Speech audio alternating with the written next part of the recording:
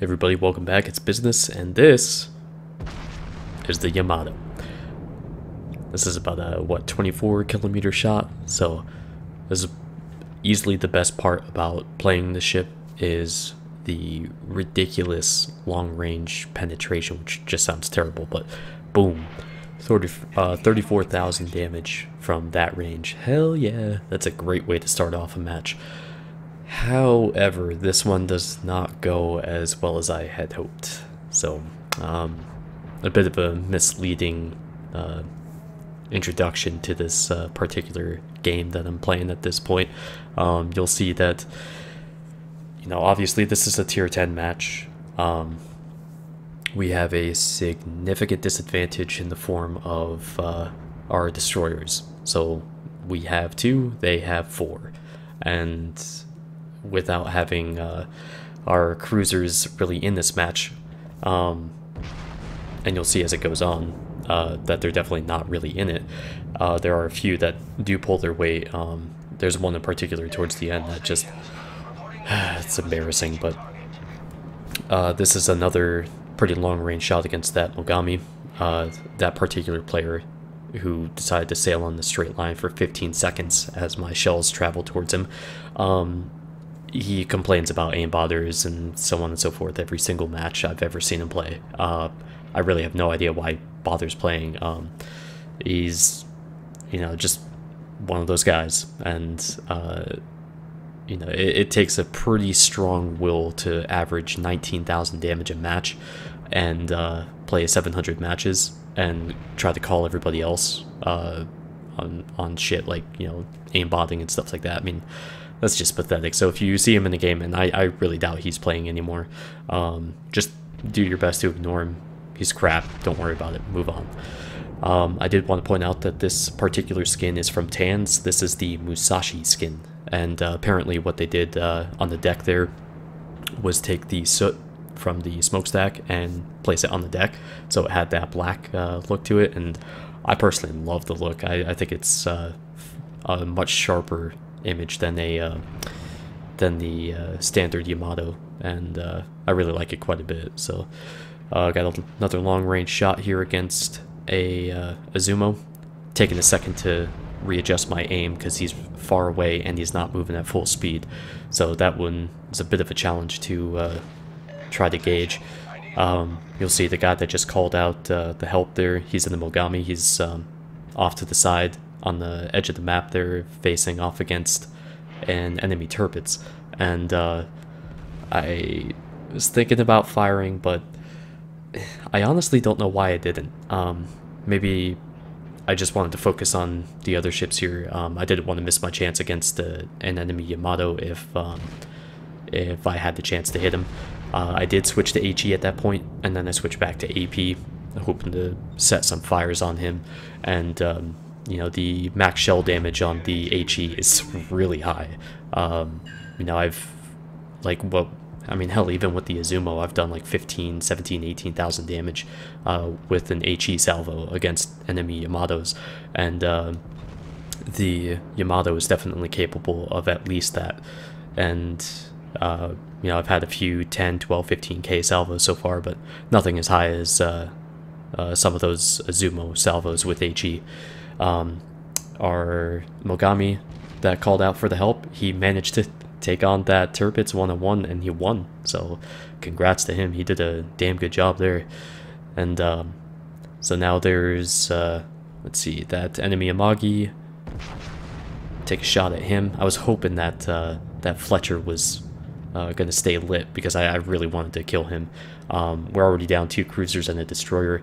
Our other destroyer there is going right in against that enemy Yamato. Land another salvo against the Amagi there, and now we have a Pensacola coming through. Actually, sorry, that's the New Orleans coming through the middle here. And come on. So what happens? He's left with almost nothing. God, I really gotta work on trying to kill these damn ships instead of just leaving them with, almost no health. At this point, however, take a look at the top of the screen there, we're pretty much screwed. We have one cruiser, and he's in the Togo, and he's just south of A. I think he beached himself, and then he's going to run around through the channels and around an island and head back south. He ends up being absolutely worthless. Just really, really bad play. And so we have our 4 battleships over here who have to deal with the 4 remaining destroyers on top of all the other ships that are that are still remaining. So I take it upon myself to try to inspire anybody else and just go right in and try to engage the destroyers, because we're not going to win one way or another. So I might as well fight it out. And I was anticipating the possibility of the Fubuki coming around the right side here, but he would have had to be, in order for his torps to be able to hit me, he'd probably have to be either backing up or do a full UE, which he, I don't think he would have had the time to be able to get the position to fire. Regardless, though, this is not a situation you want to be in any ship, let alone the Yamato, because you know you're not going to dodge shit, and I just have to kind of force it, make it happen, and here it comes. Oh boy. But these torpedo bulges, they do a good job, but watch my health. 89,000? That's just the first set. But he's gone. Oh my god, I just lost 40,000 health. Son of a... Ugh. Terrible. Not the way I wanted that to go. But I did miss my opportunity on the first salvo when he first appeared. You know, before I actually got into sea. I had moved my second shot too far to the left. If I knew that he was slowing down, I'm gonna be backing up, so I misplaced my shot, and that may have been able to save me any of that damage there, because these shells just do so much damage as it is for HE, and you'll see how well they do against destroyers. But yeah, oh well, that's just how it goes, so gotta deal with it, right? So you know how that New Orleans had very little health after I hit him for 19,000 damage? Yeah, check this out. Des Moines.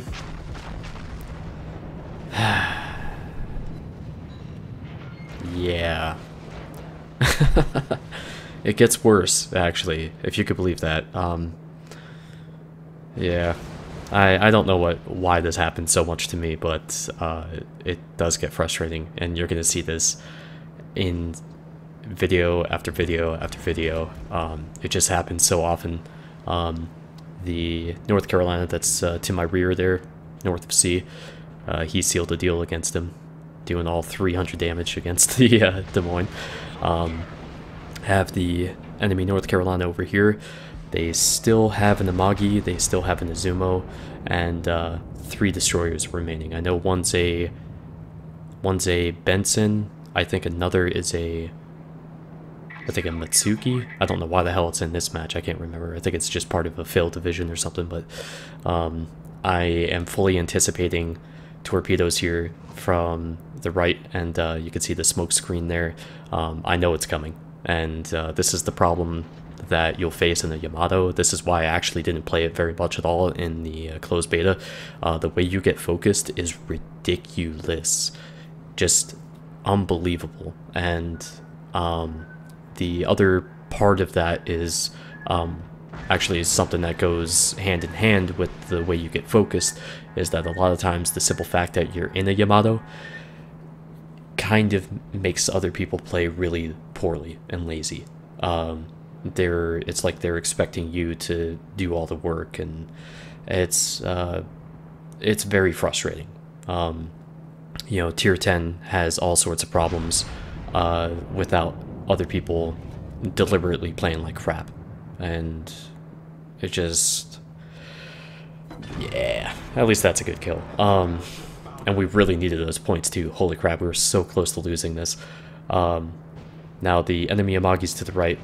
I've got my secondaries firing at the North Carolina.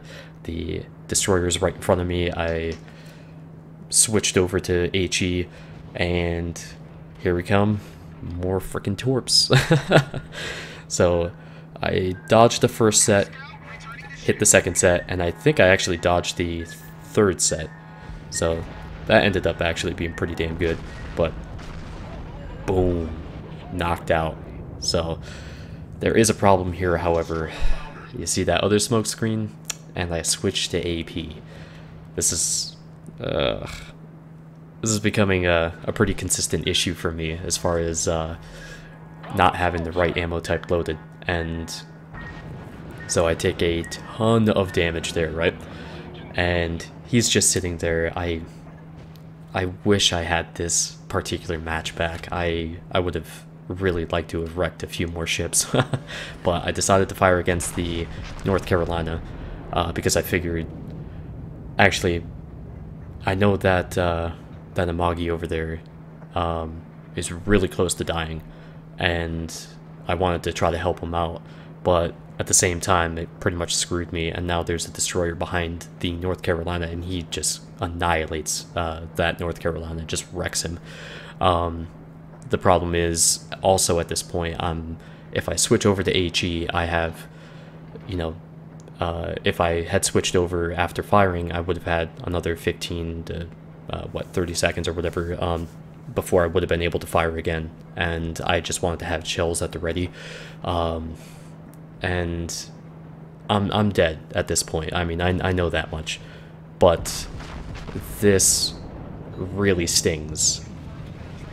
Look at his health. Secondaries get a little bit more, and again. Oh god, why does this keep happening? So yeah, good night, sweet prince. You did well. A good individual effort, unfortunately dragged down by some bad play on both my part, but my team's part as well. That was just a cumulative effort, a group effort to lose, you know. And speaking of which, I really thought on this match we were going to get completely nuked. I'm having to sit here at the corner of our cap because all the enemy ships are within firing range, and the rest of my team is to the south. I was hoping they would be a sector or two further north, and I've had to come to a stop to try to mitigate their advance. And you know, there's the carrier behind me on the one line, and I'm trying to make sure that he has a chance to you know, stay alive, and the fact that, you know, this is domination, so every ship matters in terms of the points. You don't want to lose ships needlessly. Now these are tier 8 ships as far as the carriers are concerned. Sorry, and you know, I'm not terribly worried about the carrier, the enemy Shokaku, but I do try to target his planes as much as I can, and I'm making these guys pay for getting too close. That's for sure. The pair of Atagos there, and I did actually Citadel an Atago, or I think it was another Atago earlier, and so I've done a pretty damn good amount of damage to 3 different cruisers so far. I'm just gonna spoil this for you. I don't get any kills. I don't get any awards for this this match, but it ends up being a high base XP. I actually lead the match in that, which is just interesting, but it goes to show you that the real important thing to do in terms of, you know, trying to achieve a high amount of XP is to be able to get the big hits against multiple targets, and you know, Citadels are a huge part of that. But you'll see me do some split turret action here. I've got my fronts and my rear turrets usually aiming at separate targets. Not this time though. That North Carolina definitely deserves a little bit more attention from these 18-inch cannons. And there we go. Nice tasty treat for him. Just to mention as well, Kami is in his Yamato, and he's to my right. Jason is moving up behind me here in his Des Moines.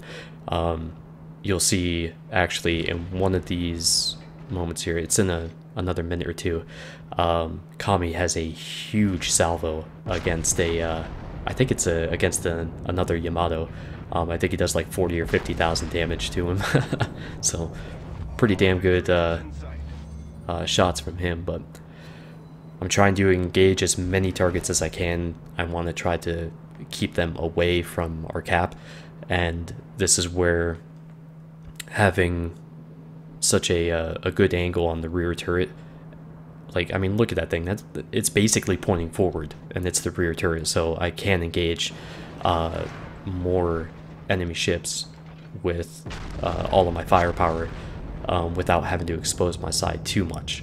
And so the enemy Shokaku shows up and try to send some damage his way, and naturally it doesn't work. But like, the next salvo's a bit worse, but I was hoping for a little bit more from 18-inch shells, you know, but whatever. If that hits the side, it's definitely a citadel, but it's surprising how well the carriers at this tier and up can take damage on the flat top there. They do a pretty good job.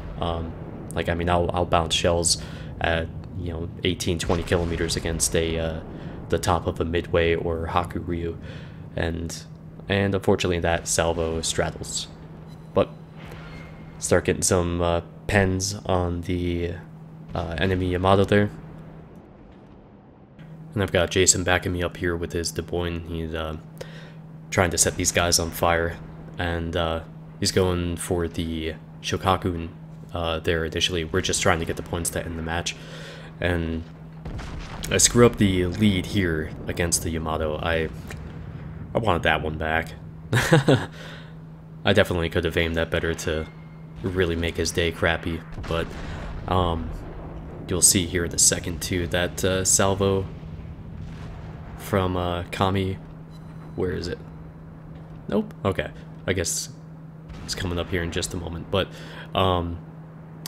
yeah, the thing about the Yamato, at least in this particular match, you can see that with a little backup, you can definitely hold down an area very effectively by yourself. I mean, it just, the way it's able to utilize, the way you can utilize the armor, the way you can get the turrets swung around, and I mean, the turret rotation speed is terrible, but you know, you can definitely engage a lot of enemies at once with this ship.